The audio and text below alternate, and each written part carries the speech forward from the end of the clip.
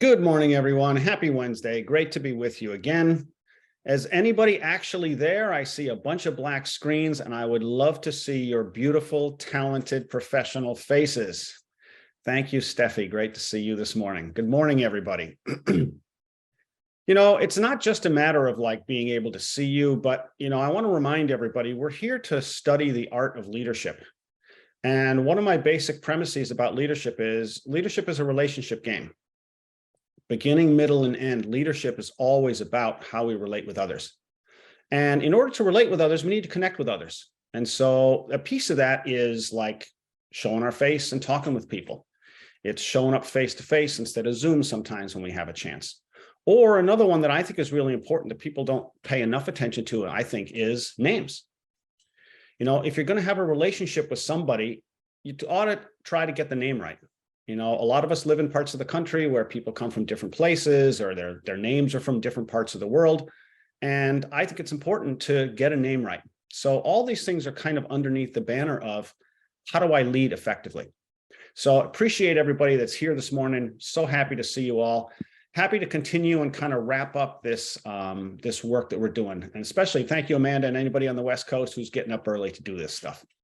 So first question for everybody. We're going to first of all, just where we're going today is to kind of wrap up this series of conversations around team expectations. And then I have a couple questions for you about other things that are on your mind that you would like us to address going forward. We'll talk about that towards the end of the day. And I will stay on after 10 for the last time today to talk with anybody who has questions about any of this. And one of the questions I'll have for you, by the way, at the end is it helpful for me to continue to schedule time after these sessions or not? We could do something like a Ask David Anything, once a month, twice a month, something like that. So give a little thought to that during the call. So first question for everybody today is, I'm curious, where are your heads at right now? As leaders of your team, you just went through Thanksgiving. I hope everybody had a great weekend with Thanksgiving, family and friends. Coming to the end of the year here, please put into the chat, what's on your mind right now as a leader of your team? What is it that's just like rattling around in your head besides the typical, working on this deal, working on that deal stuff? What is on your mind as the leader of your team in business?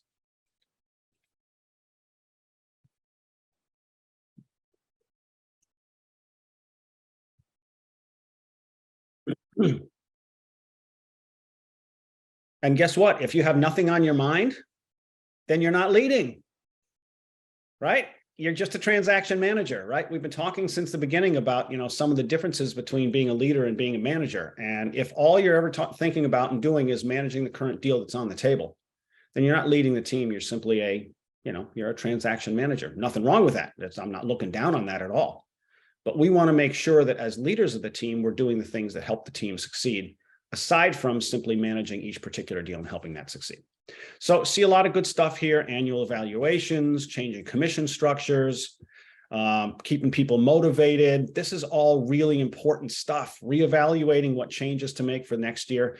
This is a really good time, folks, for you to be thinking about exactly what we've been talking about here, is having clear and actionable expectations for people on your team. The reason this is a great time to be thinking about it is because January 1st gives you a great opportunity to make any changes on how the team operates. And whether that's changing splits for people, maybe that's for something else, that's fine. But it also includes, how are we going to work effectively together? How are we going to work most effectively together? So great. I'm glad you guys are thinking about all this stuff.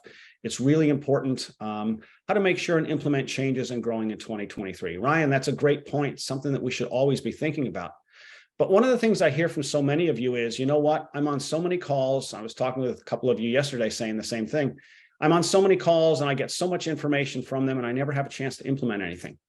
It's like I hear something great from Chirag on Monday and I'm like, I'll go do that. And then I hear something from Chirag on Tuesday. I'm like, oh, I'll go do that. And then I hear something from David on Wednesday, but I'm also in 6 a.m.ers. And I'm also in this, the National Advisory Group, and I'm coaching with Buffini or somebody else too. And it's drinking from a fire hose. And I want to tell you, folks, that doesn't serve your business. If what you're hearing is so far beyond your ability to think it through and or to implement it, you're not doing yourself any favors. right? Just like a kid, you can't teach a kid to be potty trained until the kid's ready to be potty trained, right? I mean, if you've ever had a kid and you try to teach them to be potty trained at 6 months old, they're not capable of it at that particular time. So maybe it's not the best direct analogy, but the point is we need to be able to take in what we can do something with. And so whether you're thinking about it or you're taking action on it, that's good. But if you're not able to really think it through and you're not really able to kind of actionalize it, if you will, then you're really just wasting time, just having more information thrown at you that doesn't actually affect your business positively. And so, for Chirag and I, it's really important that you guys are implementing something that you're getting from our calls or from wherever you kind of learn and grow. So continue to think in the new year about what kind of information you want to take in, where you want to get it from, and most importantly, what are you going to do with it once it's there in front of you? So let's move forward. Thank you for putting all that down. I really want all of you guys, when you're thinking about business planning, this is a big topic at this particular time of year. And as Chirag has said before, most people just take their business plan from last year and they just plug in some new numbers. They say, I did 40 million last year. I'll do 50 million this year. Or maybe the market's going down, so I'm just going to try to stick with 40 million and I'll consider that a success. Just plugging in a couple of numbers is not business planning, right? That's just like an automatic rote action. Business planning means doing the hard thinking about what it is you need to do to keep the business running well and maybe making some changes along the way. And that includes some of what we're talking about here. I'm not saying that you need to make changes as far as team expectations go, but it's one area that you need to think about. So the reason that we spend time focusing on these items over several sessions is twofold. One, because of what I just talked about. People talk about saying, I don't have enough time to absorb all this stuff. And as soon as I thought of something yesterday, something new is coming down the pike. So we want to be able to give you time to think through this stuff adequately and be able to apply it. Secondly, a lot of the stuff when it comes to leadership is not bite-sized, soundbite type stuff. It's stuff that you have to think through over time and maybe you have to implement over time. The road to success as a leader is not done in 5 minutes here, 5 minutes there. It could be those little pieces, but it's built up over a long period of time. If you agree with me that leadership is all about how you relate with others, well, we all know that relationships are built over time. So let's do our final piece here. There's one piece that we really kind of need to come back to as far as team expectations go. We're going to do that today. And then towards the end of the call, I'll ask you a couple of questions about other things that are important to you for us to cover going forwards. So let me pull up the deck for today.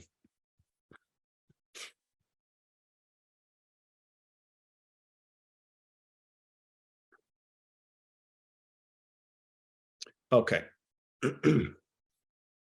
So digging down a little bit today, let me ask you guys, can you please put into the chat, how many of you struggle? Well, let me first ask this question, yes or no question, put it in the chat.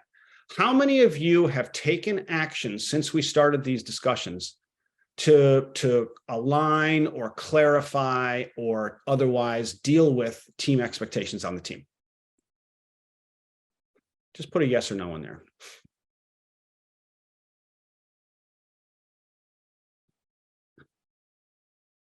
All right, thank you.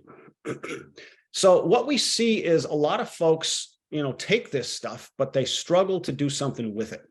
And when I ask them, are you struggling for one particular reason or you're not really sure? One of the things that comes up for them is, well, I'm not really sure what my expectations are. I'm not sure if I have any expectations for the team. I might have an expectation for this person. I might have an expectation for that person, but I'm not sure that I have an expectation for the whole team. So we want to talk about that a little bit today. So for those of you who may have kind of had that thought, perhaps there's something in here that can help you with that a little bit. So when we talk about expectations, we've been using this word expectations all along, but it may help you to think of a different word for perhaps the same thing that we're talking about. Because when we think of expectations, sometimes that kind of limits our thoughts. And so here's some other words that we can think of that are actually more or less the same thing. Norms, standards, benchmarks, and P&P. These are other words that we sometimes use when we really mean an expectation. That is something that we can expect from another to happen in a certain way at a certain time. And when we talk about culture or other things, we often use the word cultural norms, right? You have a certain expectation that people will act in a certain way in certain situations. Or from a business point of view, we have certain standards that we expect everyone to abide by, a certain minimum level of excellence or professionalism that matters to us. Or we might use the word benchmarks. These are like targets for us to be aiming for and kind of holding on to over time. And of course, a more kind of prosaic way of saying it is policies and procedures. Most of us recognize that every team has its own policies and procedures. Those may be just a different word for expectations. So if you say to yourself, you know what, I have trouble thinking about any expectations for my team, then ask yourself instead, do we have any policies on our team? Do we have any procedures on our team? Do we have any standards on our team? Do we have certain norms on our team? If so, then yes, we're talking about the same thing. Where do these kind of expectations show up? Well, there's a number of categories within the business, and actually every part of the business has some type of expectation or norm or standard in it. But broad categories include these four. Communication. We have expectations for how people will communicate on the team. For example, maybe you expect someone to communicate with you before they take a specific action. Like before they submit the offer, maybe you have an expectation that they're going to send it to you and have you kind of review it, for example. Or maybe you have an expectation that your team is going to meet on Monday mornings and discuss XYZ. That's communication. Decision-making is about deciding who has authority to do what and being on the same page for what that is. So for example, the example I just used, if you have an expectation that somebody on your team is going to write an offer, but before they actually send it out, they're going to actually send it to you for review. What you're saying is, I'm extending authority to you to take certain actions up to a limit, but that limit is there. And we both need to understand what that limit is. I have an expectation that you'll stop at that point, check in with me, I'll edit it, add suggestions, whatever, and then we send it out. That might be decision-making. Customer service, well, you might have an expectation that your agents or somebody on your team respond to clients within 24 hours. Or maybe you have an expectation that your agents are sending gifts to your clients every quarter for the next year after a sale, for example, right? Or maybe it's a check-in text from your agents or somebody in your office to the client once in a while just to see how they're doing. These are customer service expectations or norms that you might have on your team. And of course, teamwork is about how we hand things off to each other, right? Like how do we pass the baton? So for example, if somebody out in the field passes something along to somebody in the office, says, okay, I've got it to this point, now you take it. Do you have an expectation that that person in the office is going to reply back and say, yep, I got it, I'll take it from here? Or is it okay for the person from the outside to just send the message, hey, you handle it now, and then they kind of wash their hands of it, and maybe it gets dropped? Right? These are kind of expectations that we have around how we're going to work together. So when we think about each of these areas, actually, there's a lot of space in there for expectations. What I'd like to do is come back to this idea of, I'm not sure whether I have a lot of expectations or not. And we're going to see what we can identify for you at this time. So let me pull this down. I'm going to pull up another sheet. What I want to do with this sheet is have you think about an expectation that you might have in one of these areas. And any of you who's kind of struggling to think of an expectation, I hope that by doing this publicly, you'll recognize that other people do have some expectations that are actually pretty close to yours. You just never thought about it that way. So let me pull this one up. No, not that. This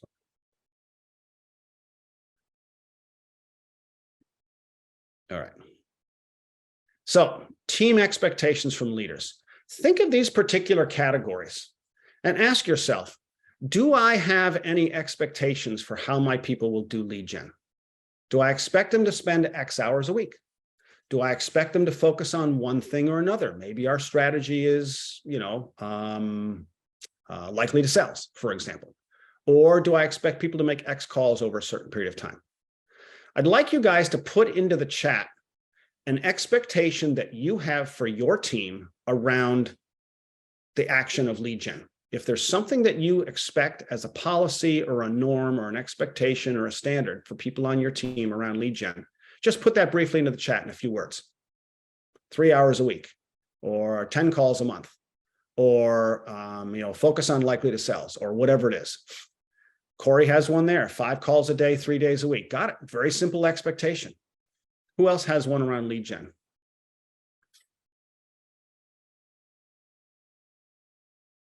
Okay, so if none of you have any expectations around a lead gen, do you feel like your team is appropriately doing lead gen? Because if you're not communicating to them that you have an expectation there, maybe they're not going to bother. I don't know. All right, let's go a little further here. As we go down this list, throw in something that applies to any of these categories. Before the pitch, are there any actions that you expect someone to take before they do the pitch? Some people want things written down. Some people want information sent ahead of time. Some people have some other expectation that's going to happen before a pitch happens. How about during the pitch?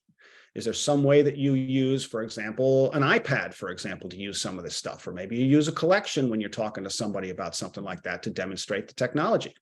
Who has some kind of an expectation about how pitches are done? How about after the pitch? Is there some kind of follow-up that you expect somebody to do on your team? Maybe your agent, maybe somebody else, maybe yourself, who knows? What's the norm on your team around pitches?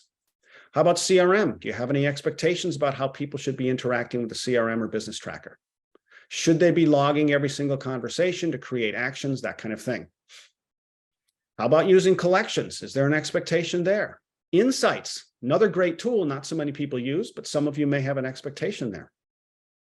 How about writing an offer? As I said before, you may have expectations for how an offer ought to be written without even knowing it.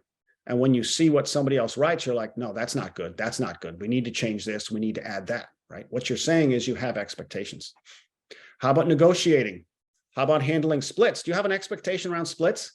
When you set the splits for your team members, is it okay for them to come back to you 2 weeks later and say, you know what, I want a different split? Or a month later, or 3 months later, or you know what, I've had pretty good sales, I want a different split. Do you have an expectation that the split is going to be in place for X amount of time? If so, that's an expectation. How about meetings? Do you have meetings? You hold meetings for the team. Some people show up, some don't. What's your expectation there? I hear from a lot of team leaders that they want everybody to show up at the team meetings, but only some do. And so what do you do when that happens as a leader? Do you just let it go? Do you just suck it up and say, well, it's okay, I guess. And then, well, I'm not, they're kind of an ICA. I don't really pay them. So, I guess it's okay. That's one way to run your business. Certainly, you want to run your business that way. That's fine. But what we're talking about is what you expect from others so that the business can succeed. Remember our definition of team? A group of people with a common goal and a shared approach to business success. And what that includes is showing up at these particular meetings or handling pitches this particular way or doing a handoff from one team member to the other. All these expectations are part of that second half of the definition, a shared approach to business success. Marketing. Any expectations about marketing? Well, is your name going to be on there, or is it just the agent's name on there? Is Compass's name going to be on there? Right? You probably have these things in your mind, but have you communicated them clearly to everybody? Checking in with you. Do you have a kind of an expectation that people will check in with you from time to time? I know a lot of folks who have agents out in the field that they haven't heard from a month or two. Is that okay with you? For some people it is, for some people it's not. If it's not okay for you, then you have an opportunity to align with the people on your team around what your expectation for that is. And this is a great time of the year to do it. Following up with clients, creating reports and dashboards. Do you have somebody on your team, an admin person or somebody who creates some kind of a dashboard or some kind of report for people to use to understand what's going on in the business? And is that person following those expectations so that you get the value out of that tool? If not, you have an opportunity there. How about personal growth and skill development? Do you want your people to grow and learn or not? If so, what's your expectation around that? And if you're paying them, for example, to show up at Chirag Shah Coaching calls or something like that, are they doing it? If they're not doing it, and that conversation that you should be having is just kind of hanging out there, you're not serving yourself, you're not serving the business. And of course, attending team events. Maybe you hold a summer barbecue for your team, or maybe you go out to some show once in a while or go out to dinner. Do people show up for that or not? Do they understand that there's an expectation that that's an important part of the business, that we spend a little time together, not just working on stuff in the office like we always do, but being together as human beings and being members of the same team? So there's a whole lot of areas here for you to have expectations, and you probably do. So for any of you that's been held back around having some of the conversations that we've been talking about in the last 2 or 3 weeks, you shouldn't kind of come away with this like, oh gosh, I guess I don't have any expectations. I can't think of any. So I guess I'll never have the conversation. So let me pull this down. I'm going to talk for just a minute. Yeah, I have a quick question for you. Who was that who has a quick question? It's Corey. Yeah, go ahead. So I'm sure like myself and many of us have like a list of 20 things that we want to implement. Yep. And of course, it's a great time because the first of the year, but obviously you don't want to implement everything at once because that would overwhelm or upset people currently on the team. Yep. And do you do it, you know, how do you really prioritize what to start with? And do you do it privately or do you do it with everyone together? Yep, got it. Thank you. Those are really good questions. So in terms of implementing this, there's several things to consider. You can implement some of this stuff individually before you bring it to the team. There's nothing wrong with that. If your intuition tells you that, sure, Darlene, we'll find a way to post that list. It's sometimes good to go to the individuals first because some people that you want to get buy-in from, if you can get the buy-in from them ahead of time, then when you present it to the rest of the team, they kind of like pull people along in the right direction. So sometimes that's a good choice. Other times you can start with it as a team expectation and then go to the individuals after. I don't think there's a right way or a wrong way. It depends on the people on your team and how they react to stuff like this, and also the nature of what you're asking. Some of these expectations might be a heavier lift for people than others.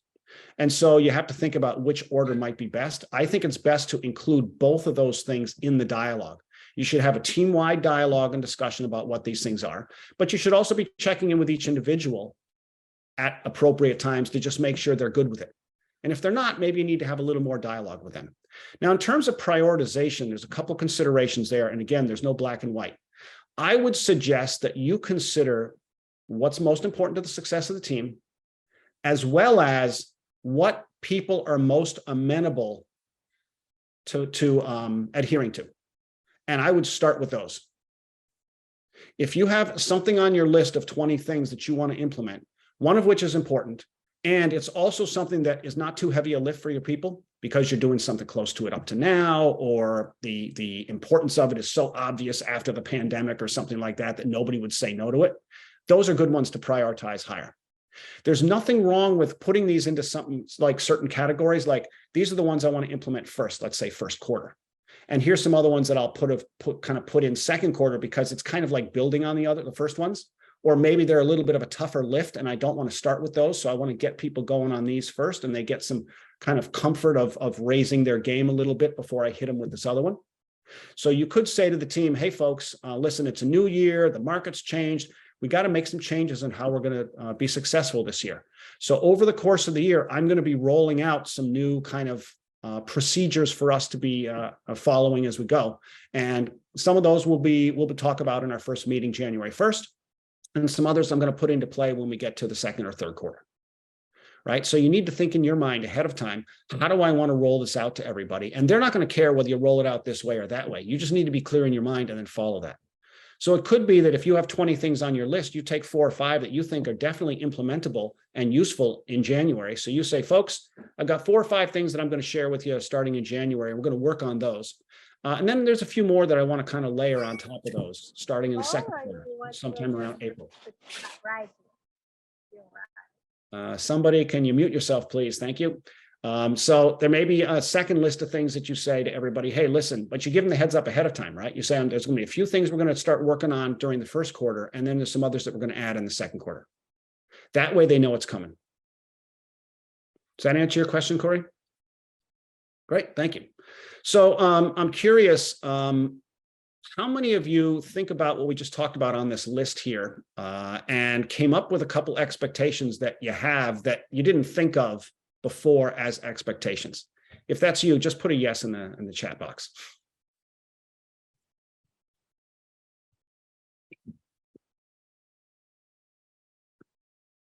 Good. I'm glad. This is why this is the last important piece for us to think about here is when we have this conversation with teams, they get the idea of setting up the meeting, like I said in the last couple of sessions, and I gave you a couple of simple scripts for how you can kind of share what's coming for people for the meeting and how to manage that. Where people get hung up is they're not clear enough about what their expectations are. So we'll make this list or some version of this list available to everybody on the platform next to this particular video. So you guys can check it out when you have time. But, you don't really even need the list. You can just think about all the things that are on the list, all aspects of the business. You probably do have some kind of a policy or a preferred behavioral approach to almost every piece of the business. And so if you have like working with sellers and working with buyers list that Chirag's been talking about for the last few weeks, you can look through that and you can say, how do I want people to be doing this step? How do I want people to be doing that step? And, you just pick out the ones that are most important to you. You don't have to do it for every single step. You'll have a million things if you do that. But if you ask the team to do 2 or 3 things at a time, that's probably the limit, because they can't keep them all in mind at the same time. And one thing that's important to remember, as I mentioned in the last session, is you need to provide a rationale for why they're doing these things. Right? People need to know why they're being asked to do this, what the value is to the team, or what the value is to the client, or maybe what the value is to them personally. Right. And so, for example, if it's about getting someone to like pass the baton and the other person says, yes, I got it, I'll pick it up from here, make sure that email gets back to the first person who sends the message. That's around working smoothly as a team so we don't waste time and nothing drops through the cracks. Right. In order, in the last 6 months, we've had a couple things drop through the cracks, and I look back on it and I realized we didn't have somebody confirming that they had received the message from so-and-so to take action, and therefore it dropped through the cracks. I know none of us wants that to happen this year. We certainly don't want to lose a client because of something like that that's within our control. So we're going to make sure that when we handle this going forward, that first message comes in, and that person should not drop it until they get the message back from the second person saying, I got it, I'll take it from here.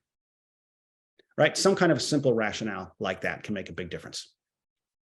If you don't provide the rationale, then they may not see it, right? It may be obvious to you from where you sit in the business why we need to do it this way. But from their point of view, it just may not be obvious. And if it's not obvious, you'll never get the buy-in. Okay, so we have just a couple of minutes left. So what I'd like to do is I'll stay on after 10 for anybody who has any questions about this or anything else that we covered. But what I'd like to ask all of you now is 2 things. First, would it be helpful if I continued to schedule from time to time an extra 30 minutes after this call for any of you who wants to ask any questions about anything around leadership, anything that we've talked about or not talked about, anything that's a leadership challenge that you have in a kind of a Ask David Anything format. If that would be useful to you and you think you would actually show up and ask a question sometime, please put a yes in the box. If you don't think you'd ever bother to show up, don't put a yes in there because it's a little misleading.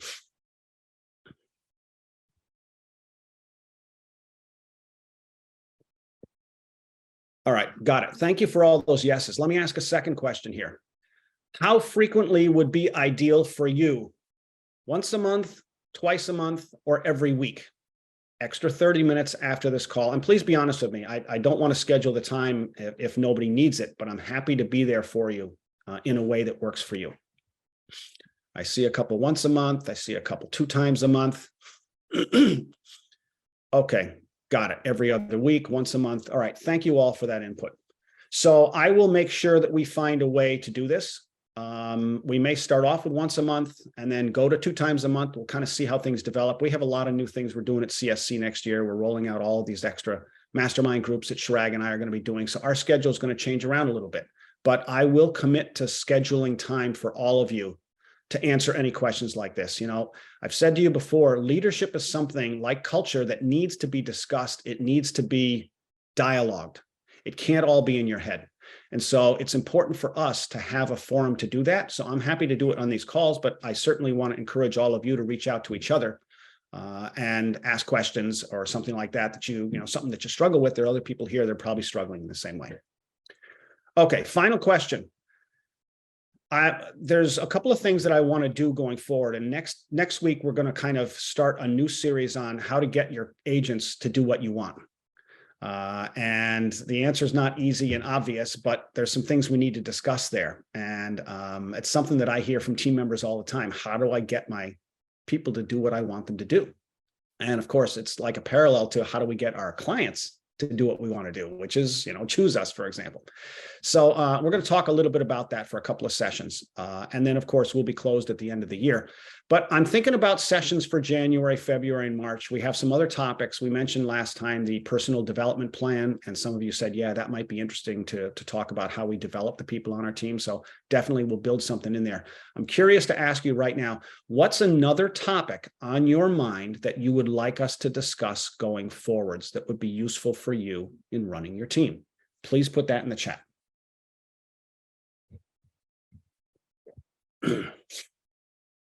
What's something that you struggle with on your team from time to time? What's something you're struggling with right now? What's something that you're confused about or you don't understand as well as you'd like? What's a failure on your team that you don't want to repeat again, that you'd like to do better with sometime in the future? What is it that becomes a barrier for you that you keep coming up against again and again and again, and you just can't seem to get over?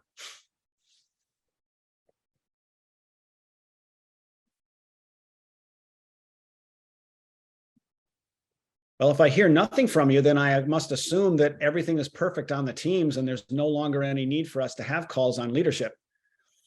Okay, recruiting. Yep, that's something we're definitely going to talk about. Bringing on new people. Yes, you know, the whole hiring, firing, recruiting, and onboarding is some important stuff that we'll definitely come back to. Attracting and communicating the value of joining and growing a team. Sure. Keeping track of numbers, value of each agent. Sure.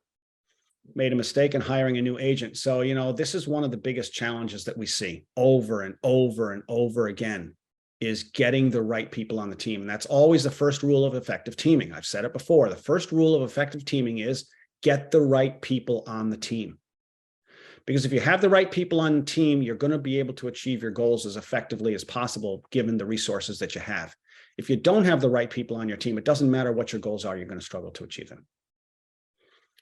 Okay, thank you everybody for giving me this input. Feel free to send me input anytime about other things that you'd like to talk about as we go forward. David@ChiragShahCoaching.com. I'm happy to hear from you. We definitely want to make sure that we're talking about stuff that matters to the success of your business. So thank you everybody. I'm going to stay on for another 30 minutes. Andrew, we can cut the recording here, but